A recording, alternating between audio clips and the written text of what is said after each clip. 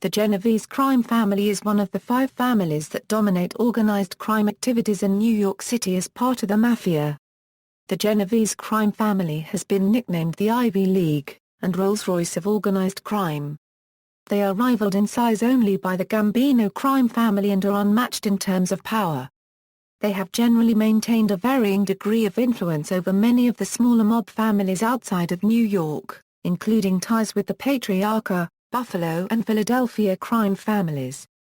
Finding new ways to make money in the 21st century, the Genovese family took advantage of lax due diligence by banks during the housing spike with a wave of mortgage frauds. Prosecutors say loan shark victims obtained home equity loans to pay off debts to their mob bankers. The family found ways to use new technology to improve on illegal gambling, with customers placing bets through offshore sites via the internet. The current family was founded by Lucky Luciano, but in 1957 it was renamed after boss Vito Genovese. Originally in control of the waterfront on the west side of Manhattan, the family was run for years by the Godfather, Vincent the Chin Gigante, who feigned insanity by shuffling unshaven through New York's Greenwich Village wearing a tattered bathrobe and muttering to himself incoherently. Although the leadership of the Genovese family seemed to have been in limbo after the death of Gigante in 2005, they appear to be the most organized family and remain powerful. Unique in today's Mafia, the family has benefited greatly from members following the Code of Omerta. While many mobsters from across the country have testified against their crime family since the 1980s, the Genovese family has only had 6 members turn state's evidence in its history. History. Origins. The Genovese crime family originated from the Morello crime family of East Harlem, the first Mafia family in New York City.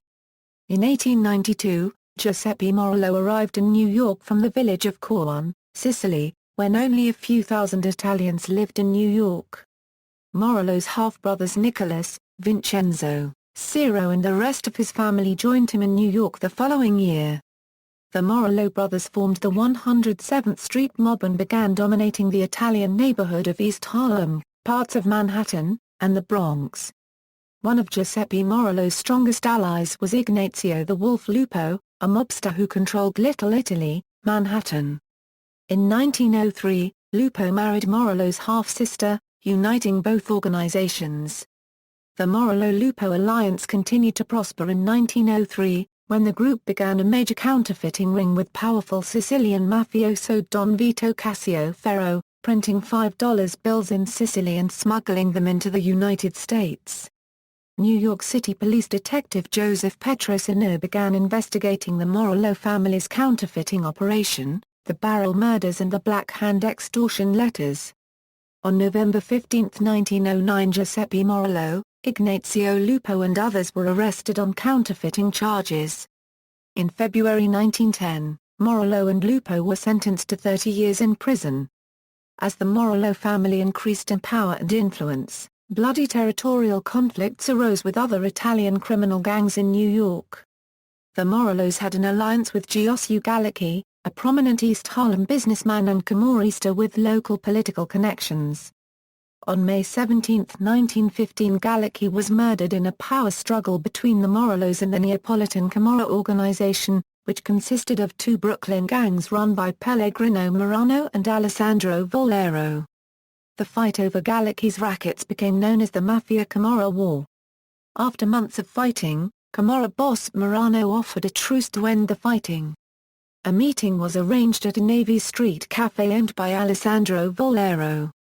On September 7, 1916, upon arriving, Nicholas "Nick" Morello and his bodyguard Charles Aubrey Akko were ambushed by 5 members of the Brooklyn Camorra group and killed. In 1917, Marano was charged with Morello's murder after Camorrista Ralph Danilo implicated him in the murder. By 1918, law enforcement had sent many Camorra gang members to prison, decimating the Camorra in New York and ending the war. Many of the remaining Brooklyn Camorra gang members joined the Morello family. The Morellos now faced stronger rivals than the Camorra. With the passage of Prohibition in 1919 and the outlawing of alcohol sales, the Morello family regrouped and built a lucrative bootlegging operation in Manhattan. In 1920, Both Giuseppe Morello and Ignazio Lupo were released from prison, and Brooklyn Mafia boss Salvatore D'Aquilon ordered their murders. This is when Joseph Masseria and Rocco Valenti, a former Brooklyn Camorra, began to fight for control of the Morello family. On December 29, 1920, Masseria's men murdered Valenti's ally, Salvatore Moro. Then on May 8, 1922, the Valenti gang murdered Vincenzo Terranova. Masseria's gang retaliated, killing Silva Tagliagamba. On August 11, 1922, Masseria's men murdered Valenti, ending the conflict. Masseria won and essentially took over the Morello family. The Castellammarese Era. During the mid-1920s, Masseria continued to expand his bootlegging, extortion, loan sharking, and illegal gambling rackets throughout New York. To operate and protect these rackets, Masseria recruited many ambitious young mobsters. These mobsters included future Cosa Nostra powers Charlie Lucky Luciano, Frank Costello, Joseph Joey Adonis, Vito Genovese, and Albert Anastasia. Masseria was willing to take all Italian-American recruits, no matter where they had originated in Sicily or Italy. Masseria's strongest rival in New York was Salvatore Maranzano, leader of the Castellamare del Golfo Sicilian organization in Brooklyn. A recent arrival from Sicily, Maranzano had strong support from elements of the Sicilian Mafia and was a traditionalist mafiosi. He recruited Sicilian mobsters only, preferably from the Castellammarese clan. Maranzano's top lieutenants included future family bosses Joseph Joe Bananas Bonanno, Joseph Profarsi, and Stefano Megadino. By 1928, the Castellammarese war between Masseria and Maranzano had begun. By the late 1920s, more than 60 mobsters on both sides had been murdered. On April 15, 1931, Masseria was murdered in a Coney Island, Brooklyn, restaurant, reportedly by members of Luciano's crew. Angry over broken promises from Masseria, Luciano had secretly conspired with Maranzano to plot Masseria's assassination. On the day of the murder, Luciano was allegedly eating dinner with Masseria at a restaurant. After Luciano went to the restroom, his hitman arrived and murdered Masseria. With Masseria's death, the Castellammarese war had ended. Now in control of New York, Maranzano took several important steps to solidify his victory. He reorganized the Italian-American gangs of New York into 5 new families, structured after the hierarchical and highly disciplined mafia families of Sicily. Maranzano's second big change was to appoint himself as the boss of all the families. As part of this reorganization, Maranzano designated Luciano as boss of the old Morello Masseria family. However, Luciano and other mob leaders privately objected to Maranzano's dictatorial role. Maranzano soon found out about Luciano's discontent and ordered his assassination. Discovering that he was in danger, Luciano plotted Maranzano's assassination with Maranzano trustee Gaetano Tommy Luckes. On September 10, 1931, Jewish gangsters provided by Luciano ally Meyer Lansky shot and stabbed Maranzano to death in his Manhattan office. Luciano was now the most powerful mobster in the United States. Luciano and the Commission. After Maranzano's murder, Luciano created a new governing body for the Cosa Nostra families, the Commission. The Commission consisted of representatives from each of the 5 families, the Chicago outfit and the Megadino crime family of Buffalo, New York. Luciano wanted the Commission to mediate disputes between the families and prevent future gang wars. Although nominally a democratic body, Luciano and his allies actually controlled the Commission throughout the 1930s. As head of the new Luciano family, Luciano appointed Vito Genovese as his underboss, or second-in-command, and Frank Costello as his consigliere, or advisor. With the new structure in place, the 5 New York families would enjoy several decades of peace and growth. In 1935, Luciano was indicted on pandering charges by New York District Attorney Thomas Dewey. Many observers believed that Luciano would never have directly involved himself with prostitutes, and that the case was fraudulent. During the trial, Luciano made a tactical mistake in taking the witness stand, where the prosecutor interrogated him for 5 hours about how he made his living. In 1936, Luciano was convicted and sentenced to 30 to 50 years in prison. Although in prison, Luciano continued to run his crime family. His underboss Genovese now supervised the day-to-day family activities. In 1937, Genovese was indicted on murder charges and fled the country to Italy.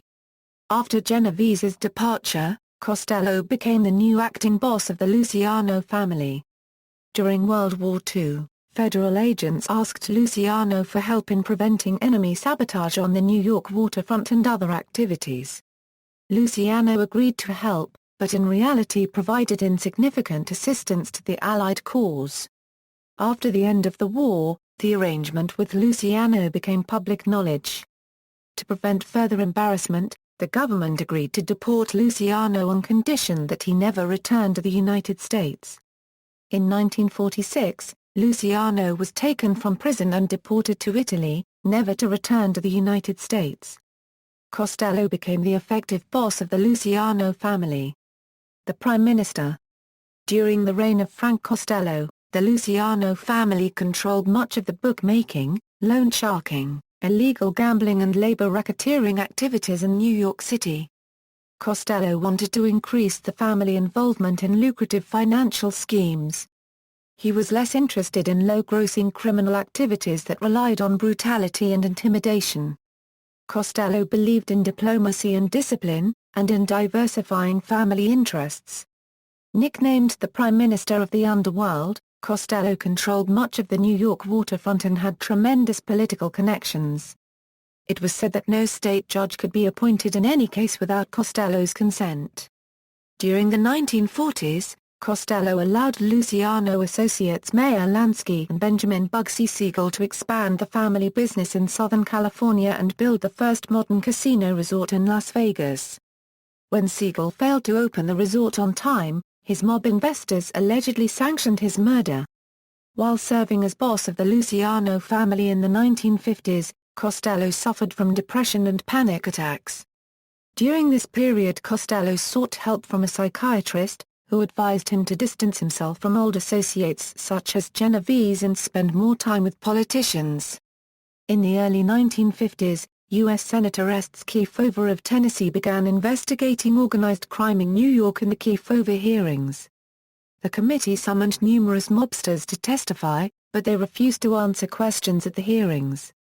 The mobsters uniformly cited the Fifth Amendment of the U.S. Constitution, a legal protection against self-incrimination. However, when Costello was summoned, he agreed to answer questions at the hearings and not take the Fifth Amendment. As part of the agreement to testify, the special committee and the U.S. television networks agreed not to broadcast Costello's face. During the questioning, Costello nervously refused to answer certain questions and skirted around others. When the committee asked Costello, "What have you done for your country, Mr. Costello?" he famously replied, "Paid my tax." The TV cameras, unable to show Costello's face, instead focused on his hands, which Costello wrung nervously while answering questions. Costello eventually walked out of the hearings. The return of Genovese. Costello ruled for 20 peaceful years, but that quiet reign ended when Genovese was extradited from Italy to New York. During his absence, Costello demoted Genovese from underboss to Capo, and Genovese determined to take control of the family. Soon after his arrival in the United States, Genovese was acquitted of the 1936 murder charge that had driven him into exile. Free of legal entanglements, Genovese started plotting against Costello with the assistance of Mangano crime family underboss Carlo Gambino. On May 2, 1957, Luciano family mobster Vincent Cinqueganti shot Costello in the side of the head on a public street. However, Costello survived the attack. Months later, Mangano family boss Albert Anastasia, a powerful ally of Costello, was murdered by Gambino's gunmen. With Anastasia's death, Gambino seized control of the Mangano family. Feeling afraid and isolated after the shootings, Costello quietly retired and surrendered control of the Luciano family to Genovese. Having taken control of what was now the Genovese crime family in 1957, Vito Genovese decided to organize a Cosa Nostra conference to legitimize his new position. Held on mobster Joseph Barbera's farm in Appalachian, New York, the Appalachian meeting attracted over 100 Cosa Nostra mobsters from around the nation. However, local law enforcement discovered the meeting by chance and quickly surrounded the farm. As the meeting broke up, Genovese escaped capture by running through the woods. However, many other high-ranking mobsters were arrested. Cosa Nostra leaders were chagrined by the public exposure and bad publicity from the Appalachian meeting, and generally blamed Genovese for the fiasco. Wary of Genovese gaining more power in the Mafia Commission, Gambino used the abortive Appalachian meeting as an excuse to move against his former ally. Gambino, former Genovese bosses Lucky Luciano and Frank Costello, and Lucky's crime family boss Tommy Lucky's allegedly lured Genovese into a drug distribution scheme that ultimately resulted in his conspiracy indictment and conviction. In 1959, Genovese was sentenced to 15 years in prison on narcotics charges. Genovese, who was the most powerful boss in New York, had been effectively eliminated as a rival by Gambino. Genovese would later die in prison. The Valachi Hearings. The Genovese family was soon rocked by a second public embarrassment, the United States Senate McClellan hearings. While incarcerated at a federal prison in Atlanta, Genovese soldier Joseph "Joe" Cargo Valachi believed he was being targeted for murder by the mob on the suspicion that he was an informer. On June 22, 1962, Valachi brutally murdered another inmate with a pipe. Valachi told investigators that he thought the victim was Joseph "Joe" D Palermo, a Lucky's soldier coming to kill him. To avoid a capital murder trial, Valachi agreed to cooperate with federal prosecutors against the Genovese family. He thus became the first Cosa Nostra mobster to publicly affirm the organization's existence. With information from prosecutors, the low-level Valachi was able to testify in nationally televised hearings about the Cosa Nostra's influence over legal enterprises in aid of racketeering and other criminal activities to make huge profit. Valachi also introduced the name Cosa Nostra as a household name. Although Valachi's testimony never led to any convictions, it helped law enforcement by identifying many members of the Genovese and other New York families. Front bosses and the ruling panels. After Genovese was sent to prison in 1959, the family leadership secretly established a ruling panel to run the family in Genovese's absence. This first panel included acting boss Thomas "Tommy" Ryan Belli, underboss Gerardo "Jerry" Caitner, and Caitner's proto-copyright copyright Philip "Benny" Squint Lombardo. After Genovese died in 1969, Lombardo was named his successor. However, the family appointed a series of front bosses to masquerade as the official family boss. The aim of these deceptions was to protect Lombardo by confusing law enforcement about who was the true leader of the family.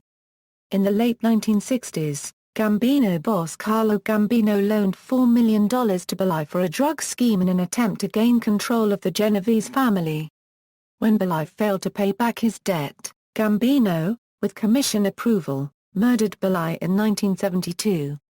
After Belli's death, Genovese Capo and Gambino ally Frank Thierry was appointed as the new front boss. In reality, the Genovese family created a new ruling panel to run the family. This second panel consisted of Caitner, Michelle "Big Mike" Miranda, and Lombardo. In 1981, Thierry became the first Cosa Nostra boss to be convicted under the new Racketeer-Influenced and Corrupt Organizations Act. In 1982, Thierry died in prison. After Thierry went to prison in 1981, the Genovese family reshuffled its leadership. The capo of the Manhattan faction, Anthony Salerno, became the new front boss. Lombardo, the de facto boss of the family, retired, and Vincent Ciangiganti, the triggerman on the failed Costello hit, took actual control of the family. In 1985, Salerno was convicted in the Mafia Commission trial and sentenced to 100 years in federal prison. after the 1980 murder of Philadelphia crime family boss Angelo Gentile Don Bruno, Gigante and Lombardo began manipulating the rival factions in the war-torn Philadelphia family. Gigante and Lombardo finally gave their support to Philadelphia mobster Nick DeMar Little Nicky Scarfo, who in return gave the Genovese mobsters permission to operate in Atlantic City in 1982. The Godfather. Gigante was even more concerned about keeping law enforcement at bay than Lombardo had been. His best-known tactic to confuse law enforcement was by pretending insanity. Gigante frequently walked down New York streets in a bathrobe, mumbling incoherently. Gigante succeeded in convincing court-appointed psychiatrists that his mental illness was worsening, and avoided several criminal prosecutions. The New York media soon nicknamed Gigante the Godfather. Gigante reportedly operated from the Triangle Social Club in Greenwich Village in Manhattan. He never left his house during the day, fearing that the FBI would sneak in and plant a bug. At night, he would sneak away from his house and conduct family business when FBI surveillance was more lax. Even then, he only whispered to keep from being picked up by wiretaps. To avoid incrimination from undercover surveillance, Gigante decreed that any mobster who spoke his name would face severe punishment. In the case of his own family, anyone who spoke his name would be killed on the spot. When necessary, mobsters would either point to their chins or make a C with thumb and forefinger when referring to him. In this way, Gigante managed to stay on the streets while the city's other four bosses ended up getting long prison terms. Another evasive measure Gigante used from 1992 onward was a reformed administration's structure. Former Salerno Protegar copyright Vincent Caffaro had turned informer and identified Gigante as the real boss to the FBI shortly after the commission trial, so the use of front bosses no longer protected him. In addition, Gigante was unnerved by Salerno's conviction and long sentence, and decided he needed greater protection. To that end, Gigante instituted two new posts, the Street Boss, and the Messenger. The Street Boss publicly ran the family operations on a daily basis, under Gigante's remote direction. The Messenger delivered Gigante's instructions to his capos and soldiers. As a result of these changes, Gigante did not directly communicate with other family mobsters, with the exception of his sons, Vincent Esposito and Andrew Gigante, and a few other close associates. While the public and media were watching Gigante, other family leaders were running the day-to-day operations of the family. Underboss Venero Benny Eggs Mangano operated out of Brooklyn and ran the family's Windows case rackets. Consigliere Louis Bobby Manor, who operated out of the New Jersey faction of the family, as well as supervising four captains around that area during the 1980s. In 1985, Gigante and other family bosses were shocked and enraged by the murder of Paul Castellano, the Gambino family boss. An ambitious Gambino capo, John Gotti, had capitalized on discontent in that family to murder Castellano and his underboss outside a Manhattan restaurant and become the new Gambino boss. Gotti had violated Cosa Nostra protocol by failing to obtain prior approval for the murder from the commission. As mentioned above, Gigante had been the triggerman on the last unsanctioned hit on a boss, the hit on Costello. With Castellano dead, Gigante now controlled the commission and he decided to kill Gotti. Gigante and Lucky's crime family boss Vittorio Vic Amaso and underboss Anthony Gaspar Picasso hatched a scheme to kill Gotti with a car bomb. On April 13, 1986, a bomb exploded in Gambino underboss Frank DeSico's car, killing DeSico. However, Gotti was not in DeSico's car that day and escaped harm. Although Gigante eventually made peace with Gotti, he remained the most powerful boss in New York.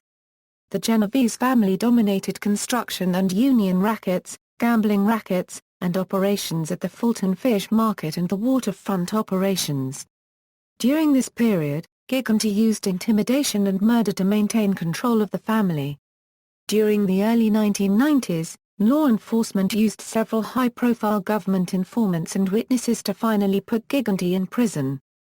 Faced with criminal prosecution, in 1992 Gambino underboss Salvatore Sammy the Bull Gravano agreed to testify against Gotti and other Cosa Nostra leaders, including Gigante. Philadelphia crime family underboss Phil Leonetti also became a government witness and testified that during the 1980s, Gigante had ordered the murders of several Philadelphia associates. Finally, Lucky's underboss Anthony Casso implicated Gigante in the 1986 plan to kill John Gotti, Frank DeSico and Eugene Gotti. While in prison, Gigante was recorded as saying that he'd feigned insanity for 40 years. In 1997, Gigante was convicted on racketeering and conspiracy charges and sentenced to 12 years in federal prison. While Gigante was in prison, the Genovese family was run by acting boss Matthew "Matty the Horse" Ornillo. He received help from Capo's Ernest Muscarella, Dominic Cirillo, and Gigante's brother Mario. On December 19, 2005, Gigante died in prison from heart disease. Since the 1990s, infamous mobsters in top positions of the other 5 families of NYC have become informants and testified against many mobsters, putting bosses, capos, and soldiers into prison. The most prominent government witness was Bonanno crime family boss Joseph Big Joe Massino, who started cooperating in 2005. Genovese underboss Venero Benny Eggs Mangano, consigliere Louie Bobby Manor, Capo James Ida and street boss Liborio Barney Bellomo received lengthy prison sentences on murder, racketeering and conspiracy convictions. During the last decades, U.S. law enforcement systematically broke down the Genovese crime family, as well as the other Mafia families. Despite these indictments, the Genovese family remains a formidable power with approximately 250 made men and 14 active crews as of 2005, according to Selwyn Raab. Current position and leadership: when Vincent Gigante died in late 2005, the leadership went to Genovese capo Daniel "Danny the Lion" Leo, who was apparently running the day-to-day activities of the Genovese crime family by 2006. In 2006, Genovese underboss and former Gigante loyalist, Venero Benny Eggs Mangano was released from prison. That same year, former Gigante loyalist and prominent capo Dominic Cirillo was allegedly promoted to consigliere in prison. By 2008, the Genovese family administration was believed to be whole again. In March 2008, Leo was sentenced to 5 years in prison for loan sharking and extortion. Underboss Venero Mangano is reportedly one of the top leaders within the Manhattan faction of the Genovese crime family. Former acting consigliere Lawrence Little Larry Dantico was leading the New Jersey faction of the family until convicted of racketeering in 2006. Dantico was released from prison in 2009. In December 2008, one-time Gigante street boss Liborio Barney Bellomo was paroled from prison after serving 12 years. What role Bellomo plays in the Genovese hierarchy is open to speculation, but he is likely to have a major stay in the running of the family once his tight parole restrictions are over. A March 2009 article in the New York Post claimed Daniel Leo was still acting boss despite his incarceration. It also estimated that the family consists of approximately 270 made members. The Genovese family maintains power and influence in New York, New Jersey, Atlantic City and Florida. It is recognized as the most powerful Cosa Nostra family in the United States. Since Gigante's reign, the Genovese family has been so strong and successful because of his continued devotion to secrecy. According to the FBI, many family associates don't know the names of family leaders or even other associates. This information lockdown makes it more difficult for the FBI to gain incriminating information from government informants. According to the FBI, the Genovese family has not had an official boss since Gigante's death. Law enforcement considers Leo to be the acting boss, Mangano the underboss, and Cirillo the consigliere. The Genovese family is known for placing top capo James in leadership positions to help the administration run the day-to-day activities of the crime family. At present, capos Bellomo, Ernest Muscarella, Cirillo, and Dantico hold the greatest influence within the family and play major roles in its administration. The Manhattan and Bronx factions, the traditional powers in the family, still exercise that control today. Historical leadership: Boss, 1890 Tsar Euro 1909 Euro Giuseppe the Clutch Hand Morello Euro imprisoned, 1910 euro 1916 euro Nicholas Nick Morello Terranova euro murdered on September 7, 1916, 1916 euro 1920 euro Vincenzo Vincent Terranova euro step down becoming underboss, 1920 euro 1922 euro Giuseppe the Clutch Hand Morello euro step down becoming underboss Thomas Syria, 1922 euro 1931 euro Giuseppe Joe the Boss Syria euro murdered on April 15, 1931, 1931 euro 1946 euro Charles Lucky Luciano euro imprisoned in 1936, deported to Italy in 1946, acting 1936 euro 1937 euro Vito Genovese euro fled to Italy in 1937 to avoid murder charge, acting 1937 euro 1946 euro Frank the Prime Minister Costello euro became official boss after Luciano's deportation. 1946 euro 1957 euro Frank the Prime Minister Costello euro resigned in 1957 after assassination attempt, 1957 euro 1969 euro Vito Don Vito Genovese euro imprisoned in 1959, died in prison in 1969, acting 1959 euro 1962 euro Anthony Tony Bender Strollo euro disappeared in 1962. Acting 1962 euro 1965 euro Thomas Tommy Ryan Bly euro became front boss, acting 1965 euro 1969 euro Philip Benny Squint Lombardo euro became the official boss. 1969 euro 1981 euro Philip Benny Squint Lombardo euro retired in 1981, died of natural causes in 1987. 1981 euro 2005 euro Vincent Chiangiganti euro imprisoned in 1997, died in prison in 2005 acting 1990 euro 1992 euro Liborio Barney Bellomo euro promoted to street boss, acting 1997 euro 1998 euro Dominic Quiet Dom Cirillo euro suffered heart attack and resigned, acting 1998 euro 2005 euro Matthew Matty the Horse Ornilo euro resigned when indicted in July 2005. 2005 presenter euro unknown, acting 2005 euro 2008 euro Daniel Danny the Lion Leo euro imprisoned 2008 euro 2013. Street boss. The position of front boss was created by boss Philip Lombardo in efforts to divert law enforcement attention from himself. The family maintained this front boss deception for the next 20 years. Even after government witness Vincent Cafaro exposed this scam in 1988, the Genovese family still found this way of dividing authority useful. In 1992, the family revived the front boss post under the title of street boss. 1965 to 1972 euro Thomas Tommy Ryan Bly euro murdered in 1972. 1972 euro 1980 euro Frank Funzi Thierry euro indicted under RICO statutes and resigned, died in 1981, 1981 euro 1992 euro Anthony Fat Tony Salerno euro imprisoned in 1987, died in prison in 1992, 1992 euro 1996 euro Liborio Barney Bellomo euro imprisoned from 1996 euro 2008.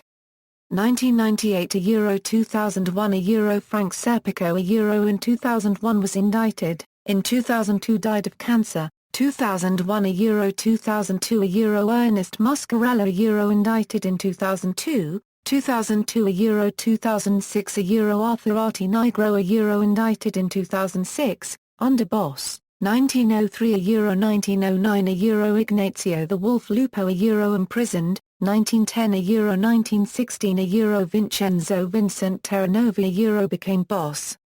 1916 euro 1920 euro Ciro the Artichoke King Terranova euro step down, 1920 euro 1922 euro Vincenzo Vincent Terranova euro murdered on May 8, 1922, 1922 euro 1930 euro Giuseppe Peter the Clutch Hand Morello euro murdered on August 15, 1930. 1930 euro 1931 euro Joseph Catania euro murdered on February 3, 1931, 1931 euro 1931 euro Charles Lucky Luciano euro became boss April 1931, 1931 1936 Vito Genovese promoted to acting boss in 1936, fled to Italy in 1937, 1937 1951 Guarino Willy Moretti murdered in 1951, 1951 1957 Vito Genovese second time as underboss, 1957 1972 Gerardo Jerry Caetano also boss of the New Jersey faction. Jailed from 1970 to 1972. 1972 1974 Frank Funzi promoted to front boss in 1974, 1974 1975 Carmine Little Eli Zaccardi, 1975 1980 Anthony Fat Tony Salerno promoted to front boss, 1980 1981 Vincent Chin Giganti promoted to official boss, 1981 1987 Saverio Sammy Santorin died of natural causes, 1987 present a Venero Mangano imprisoned in 1991, released December 2006, acting 1990 1997 Michael Mickey Dimino Generoso imprisoned in 1997, acting 1997 2003 Joseph Zito, acting 2003 2005 John Johnny Sausage Barbato imprisoned in 2005. Consigliere, 1931 1937 Frank Costello promoted to acting boss in 1937, 1937 1957 Sandino mysterious figure mentioned once by Valachi, 1957 1972 Michelle Mike Miranda retired in 1972, 1972 1975 Anthony Fat Tony Salerno promoted to underboss in 1975, 1975 1978 Antonio Buccalù Ferro, acting 1978 1980 Dominic Fat Domolonghi, 1980 1981 Dominic Fat Domolonghi, 1981 1990 Louis Bobby Manor imprisoned in 1990, acting 1989 1990 James Little Guy Ida promoted to official consigliere. 1990 1997 James Little Guy Ida imprisoned in 1997, 1997 2008 Lawrence Little Larry Dane Tico imprisoned from 2005 2009, 2008 present, Dominic Quiet Dom Cirillo, Messaggero, The Messaggero functions as liaison between crime families. The messenger can reduce the need for sit-downs, or meetings, of the mob hierarchy, and thus limit the public exposure of the bosses. 1957 1969 Michael Mike Genovese the brother of Vito Genovese. 1997 2002 Andrew V. Giganti the son of Vincent Giganti, indicted 2002, 2002 2005 Mario Giganti, administrative capos, if the official boss dies, goes to prison, or is incapacitated, the family may assemble a ruling committee of capos to help the acting boss, street boss, underboss, and consigliere run the family, and to divert attention from law enforcement. 1997 2001 Dominic Quiet Dom Cirillo, Lawrence Little Larry Dane Tico, John Johnny Sausage Barbato and Alan Baldy Longo in 2001 Longo was indicted, 2001 2005 Dominic Cirillo, Lawrence Dane Tico, John Barbato and Anthony Tico and Tico in April 2005 all four were indicted, 2005 2010 Tino the Greek Fumera the other two are unknown. Current family members, administration, boss unknown, underboss Venero Benny Eggs Mangano, became underboss in 1986 underboss Vincent Giganti. In 1991, Mangano was convicted in the 1991 Windows case on extortion charges and attempting to manipulate the bidding process of window replacements within municipal housing projects. He was sentenced to 15 years in prison. Mangano was released from prison in November 2006. Consigliere unknown, Capo James, the Bronx faction, Daniel "Danny the Lion" Leo, a former member of the Purple Gang of East Harlem in the 1970s. In the late 1990s, Leo joined Vincent Gigante's circle of trusted capos. With Gigante's death in 2005, Leo became acting boss. In 2008, Leo was sentenced to 5 years in prison on loan sharking and extortion charges. In March 2010, Leo received an additional 18 months in prison on racketeering charges and was fined $1.3 million.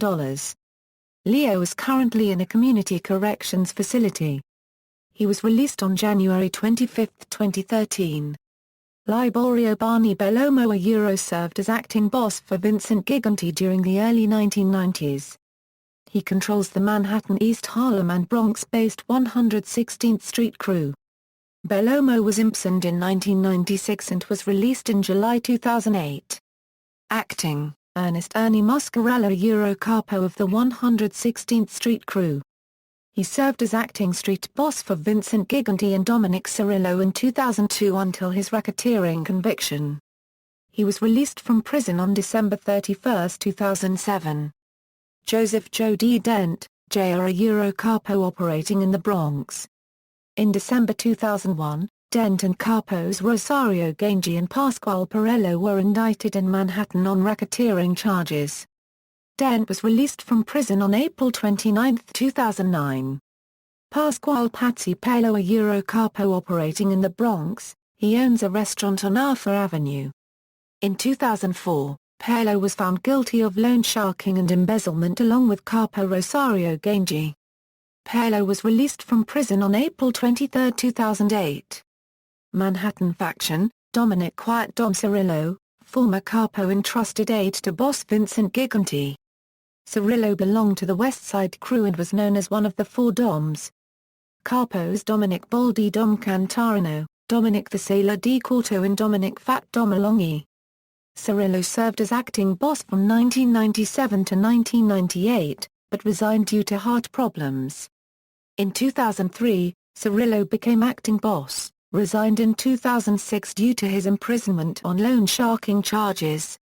In August 2008, Cirillo was released from prison. Conrad Ornillo Capo operating in Manhattan, Brooklyn and Queens. On April 18, 2012, Ornillo was indicted along with members of his crew and was charged with illegal gambling and conspiracy. The conspiracy charge dates back to 2008, when Ornillo along with Robert Scalza and Ryan Ellis tried to extort vendors at the annual Feast of San Gennaro in Little Italy. Conrad Ornillo is related to Robert Ornillo, Jr., who is the nephew to Matthew Ornillo and the owner of Umberto's Clam House. Rosario Russ Gangi Capo operating in Manhattan, Brooklyn, and New Jersey. Gangi was involved in extortion activities at Fulton Fish Market. He was released from prison on August 8, 2008. John "Johnny" Sausage Barbato Capo and former driver of Enro Mangano, he was involved in labor and construction racketeering with capos from the Brooklyn faction. Barbato was imprisoned in 2005 on racketeering and extortion charges, and released in 2008. James "Jimmy" from 8th Street Messera Capo of the Little Italy crew operating in Manhattan and Brooklyn. In the 1990s, Messera was involved in extorting the Mason Tenders Union and was imprisoned on racketeering charges. He was released from prison on December 12, 1995. Brooklyn faction, Alphonse Ali Shades Malagón Capo operating from Brooklyn and Manhattan. Malagón was very powerful in the 1990s, controlling gambling, loan sharking, waterfront rackets and extorting the Fulton Fish Market. Malagón also controlled several private sanitation companies in Brooklyn through Kings County Trade Waste Association and Greater New York Waste Paper Association. Malagón was arrested in 2000 along with several Genovese and Gambino family members for their activities in the private waste industry. In prison, Anthony Tico Capo involved in labor and construction racketeering in Brooklyn and Manhattan. In 2005, Antico and Capos John Barbato and Lawrence Dane Tico were convicted of extortion charges. In 2007, he was released from prison. On March 6, 2010, Antico was charged with racketeering in connection with the 2008 robbery and murder of Staten Island jeweler Louis Antonelli. He was acquitted of murder charges, but found guilty of racketeering and is currently in prison with a projected release date of June 12, 2018. Albert Kid Blast Gallo, a capo operating in Brooklyn neighborhoods of Carroll Gardens, Red Hook, and Cobble Hill and parts of Staten Island. In the mid-1970s, Gallo and Frank Giuliano transferred from the Gallo crew of the Colombo crime family to the Genovese family. Gallo's co-capo Giuliano died of natural causes in 2014. Charles Chucky Tuzzo, a capo operating in Brooklyn and Manhattan. Tuzzo was involved in pump and dump stock schemes with capo Liborio Barney Bellomo. Tuzzo and acting street boss Ernest Muscarella infiltrated an international longshoremen's association local in order to extort waterfront companies operating from New York, New Jersey and Florida. On February 2, 2006, Tuzzo was released from prison after serving several years on racketeering and conspiracy charges. Queens faction, Anthony Romanello, a capo operating from Corona Avenue in Corona, Queens. Romanello took over Anthony Federice's old crew. In January 2012, he pled guilty to illegal gambling after the cooperating witness died from a heart attack before testifying in the case. The New Jersey faction. The Genovese crime family is operating in New Jersey with 5 crews. Acting, Stephen DePiro, was the last acting capo of the Fuimera crew. DePiro was overseeing the illegal operations in the New Jersey Newark Elizabeth Seaport before Fuimera's death in 2010. It is unknown if DePiro still holds this position. Joseph N. La Scala, a capo operating from Hudson County waterfront cities of Bayonne and Jersey City. La Scala had been Angelo Prisco's acting capo before he took over the crew. In May 2012, La Scala and other members of his crew were arrested and charged with illegal gambling in Bayonne. Ludwig Nini Brewy, a capo operating in South Jersey counties of Ocean, Monmouth, Middlesex, and North Jersey counties of Hudson, Essex, Passaic and Union. Brewy was indicted in June 2003 and paroled in April 2010. Silvio P. DeVite, a capo operating in Essex County, Lawrence Little. Larry Daintico, a capo operating in South Jersey and Philadelphia. Daintico was acting consigliere from 2003 through 2005, when he was imprisoned on extortion, loan sharking and racketeering charges. He was released from prison on May 12, 2009. Soldiers, New York, Salvatore Sammy Meatballs Apero, a former acting capo. His son Vincent is also a made member of the Genovese family. In 2000, Apero, his son Vincent, and Genovese associate Michael D'Urso met with Abraham Wedder, the owner of an apartment complex in Flatbush, Brooklyn. Wedder wanted to get rid of the custodians union and was willing to pay Apero $600,000, but Apero's associate D'Urso was an FBI informant and had recorded the meeting. In October 2002, Apero was sentenced to 5 years in federal prison for racketeering. On May 25, 2006, Apero was released from prison. Ralph Anthony The Undertaker Balsamo, a soldier operating in the Bronx and Westchester. Balsamo pleaded guilty in 2007 to narcotics trafficking, firearms trafficking, extortion, and union-related fraud and was sentenced to 97 months in prison. He was released from prison on March 8, 2013. Louie D Napoli, a soldier with his brother Vincent D Napoli's 116th Street crew.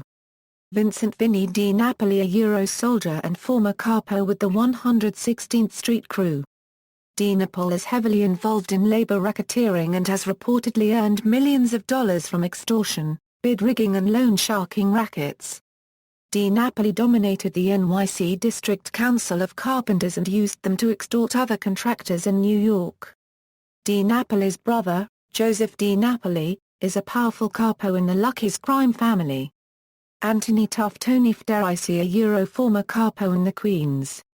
Federici is the owner of a restaurant in Corona, Queens. In 2004, Federici was honored by Queens Borough President Helen Marshall for his community service. Royce has since passed on his illicit mob activities to Anthony Romanello. John Little John Giglio also known as Johnny Bull is a soldier involved in loan sharking. Federico Frizzi Giovanelli a soldier who was heavily involved in loan sharking, illegal gambling and bookmaking in the Queens Brooklyn area. Giovanelli was charged with a January 1986 killing of Anthony Venditti, an undercover NYPD detective, but was eventually acquitted. One known soldier in Giovanelli's crew was Frankie California Condo. In 2001, Giovanelli worked with soldier Ernest Jr. Barackley in a car theft ring. Alan Baldy Longo a former acting capo of the Malangon crew, he was involved in stock fraud and white-collar crimes in Manhattan and Brooklyn. He was imprisoned on loan sharking and racketeering charges, sentenced to 11 years, released in June 2010. Joseph Olivieri a soldier, operating in the 116th Street crew under Capo Louis Moscatello. Olivieri has been involved in extorting carpenters' unions and is tied to labor racketeer Vincent D. Napoli. He was convicted of perjury and was released from Philadelphia CCM on January 13, 2011. Daniel Danny Pagano a former acting capo of the Westchester County Rockland County crew. Pagano was involved in the 1980s bootleg gasoline scheme with Russian mobsters. In 2007, Pagano was released after serving 105 months in prison. Ciro Perone a former capo. In 1998, Perone was promoted to captain taking over Matthew Ornilo's old crew. In July 2005, Perone along with Ornilo and other members of his crew were indicted on extortion, loan sharking, labor racketeering and illegal gambling. In 2008, Perone was sentenced to 5 years for racketeering and loan sharking. Perone ran his crew from a social club and Don Pep's restaurant in Ozone Park, Queens. In 2009, Perone lost his retrial and was sentenced to 5 years for racketeering and loan sharking. Perone was released from prison on October 14, 2011. Perone died in 2011. Charles Salzano a soldier released from prison in 2009 after serving 37 months on loan sharking charges. Joseph Zito a soldier in the Manhattan faction under Capo Rosario Gangi. Zito was involved in bookmaking and loan sharking business. Law enforcement labeled Zito as acting underboss from 1997 through 2003, but he was probably just a top lieutenant under official underboss Venero Benny Eggs Mangano. In the mid-1990s, Zito frequently visited Mangano in prison after his conviction in the Windows case. Zito relayed messages from Mangano to the rest of the family leadership. Daniel Salenti a former soldier in the Brooklyn faction. Inducted into family in 1947, died awaiting trial in March 2012. New Jersey, Anthony Tony D. Palumbo a is a former acting capo in the New Jersey faction. Palumbo was promoted acting boss of the New Jersey faction by close ally and acting boss Daniel Danny the Lion Leo. In 2009, Palumbo was arrested and charged with racketeering and murder along Daniel Leo and others. In August 2010 Palumbo pleaded guilty to conspiracy murder charges. He was sentenced to 10 years in prison and his projected release date is November 22, 2019. Frankie Ariana Di Martino an associate convicted January 6, 2014 on extortion and a firearms charge and sentenced to 6 years in prison. Other territories, the Genovese family operates primarily in the New York City area. Their main rackets are illegal gambling and labor racketeering. New York City, the Genovese family operates in all 5 boroughs of New York as well as in Suffolk, Westchester, Rockland, and Orange counties in the New York suburbs. The family controls many businesses in the construction, trucking and waste hauling industries. It also operates numerous illegal gambling, loan sharking, extortion, and insurance rackets. Small Genovese crews or individuals have operated in Albany, Delaware County, and Utica. The Buffalo, Rochester and Utica crime families or factions traditionally controlled these areas. The family also controls gambling in Saratoga Springs, Connecticut. The Genovese family has long operated trucking and waste hauling rackets in New Haven, Connecticut. In 2006, Genovese acting boss Matthew "Matty the Horse" Ornillo was indicted for trash hauling rackets in New Haven and Westchester County, New York. In 1981, Gustav "Gus" Curcio and his brother were indicted for the murder of Frank Piccolo, a member of the Gambino crime family. Massachusetts. Springfield, Massachusetts has been a Genovese territory since the family's earliest days. The most influential Genovese leaders from Springfield were Salvatore Big Nose Sam Curvari, Francesco Frankie Skibble Ciboli, Adolfo Big Al Bruno, and Antonio Rilotta. In Worcester, Massachusetts, the most influential capos were Frank Iaconi and Carlo Mastrototaro. In Boston, Massachusetts, the New England or Patriarca crime family from Providence, Rhode Island has long dominated the north end of Boston, but has been aligned with the Genovese family since the Prohibition era. In 2010, the FBI convinced Genovese mobsters Antonio Rilotta and Felix Eltranés to become government witnesses. They represent only the fourth and fifth Genovese-made men to have cooperated with law enforcement. The government used Rilotta and Tranés to prosecute Capo Arthur Artie Nigro and his associates for the murder of Adolfo Big Al Bruno. Florida, the family is active in South Florida, Washington, Seattle, Washington. Until the mid-2000s, Seattle was an open city, where all Cosa Nostra families operated freely. The Seattle crew had been working with the Russian mob prior to the Genovese family closing in on the lucrative drug trafficking operation far away from law enforcement eyes in NYC. From 2004–2008, the Genovese family partnered up with mob associate Fat Corey Peterson, a close friend of Genovese soldier Ralph Anthony the Undertaker Balsamo. They trafficked large amounts of cocaine, heroin, ecstasy and OxyContin.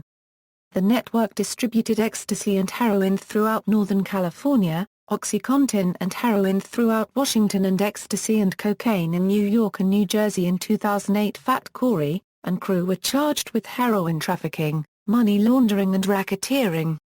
In 2011, the Fed's star witness and government informant died of heart failure just before the case underwent trial. All charges since have been dismissed with prejudice.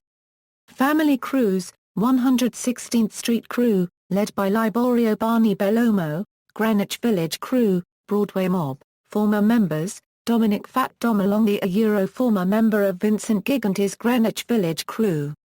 Dominic Dom the Sailor Di Corto, a former member of Vincent Gigante's Greenwich Village Crew. Giuseppe Finero, was a member of the Morello family, who was involved in the barrel murder of 1903. In November 1913, Finero was murdered by members of the Lomonti and Alfred Mineo's gangs. Rosario Serra Mogavero, a hitman by the age of 15, Mogavero was a powerful capo and close ally of Vito Genovese. He was the vice president of the International Longshoremen's Association until his arrest for extortion and drug dealing in 1953. Mogavero controlled gambling, loan sharking and drug smuggling along the Lower East Side of Manhattan waterfront in the 1950s and 1960s, along with Tommy Ryan Michael Clement and Carmine the Snake Persico. Eugene Charles Aubrey Akko was a member of the Morello family. He lived on East 114th Street. Aubrey Akko was arrested in June 1915 for carrying a revolver and was released on bail. On September 7, 1916, Aubrey Akko along with Nicholas Morello meet with the Navy Street Gang in Brooklyn, and they both were shot to death on Jewson Street in Brooklyn. Government informants and witnesses. In popular culture, in the 1969 novel The Godfather by Mario Puzo, the Corleone family may be based on the Genovese family. Just like Corleone family patriarch Vito Corleone, the Genovese family's original founders came from the village of Corleone, as were many of its members. The Corleone family also has a strong presence in areas like Little Italy and the Bronx, and is described as the most powerful crime family in the country. The 1971 film The French Connection is about smuggling narcotics from Marseille, France to New York City. In the real French Connection, the heroin was shipped from Sicily to France, then to New York City. Top members of the Genovese family, and the others four families in New York, controlled the heroin trade in the United States. In the 1991 film Mobsters, Genovese boss Charlie Lucky Luciano was played by Christian Slater. Patrick Dempsey played Mayor Lansky, Costas Mandela played Frank Costello, and Richard Grieco played Bugsy Siegel. The film was about the formation of the Mafia Commission in the United States. In the 1991 film Bugsy, Genovese boss Lucky Luciano was played by actor Bill Graham. Warren Beatty played Bugsy Siegel, and Ben Kingsley played Mayor Lansky. In the 1999 film Bonanno, A Godfather Story, Genovese boss Charlie Lucky Luciano was played by actor Vince Carrazza and boss Vito Genovese by Emidio Michetti. The 2010 to present HBO U.S. television series Boardwalk Empire takes place in 1920s Atlantic City, New Jersey. Mobster Charlie Lucky Luciano is played by actor Vincent Piazza. Mayor Lansky is played by Anatole Yusuf and Bugsy Siegel is played by Michael Zegan. References. External links: Meet the Genovese crime family's new boss A.